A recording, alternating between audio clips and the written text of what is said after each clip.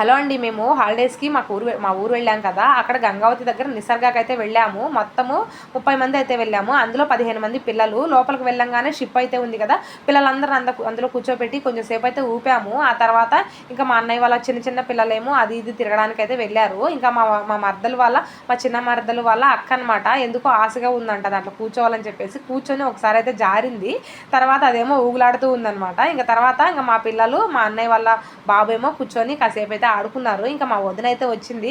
మా వదిన వచ్చి సరే నేను కూడా ఎక్కుతాను అని చెప్పేసి అనిందనమాట. తనేమో ఇంకా మేమేమో వద్దులే, అది ఊగులాడుతుంది, ఇరిగేటట్టుంది, వద్దులే అని చెప్పేసి ఆపేసాము.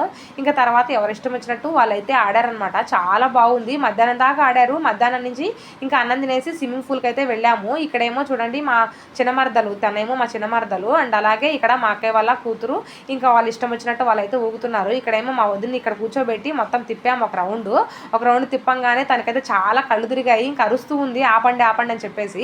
వీడియో నచ్చితే ఒక లైక్ చేయండి, సబ్స్క్రైబ్ చేసుకోండి అబ్బా.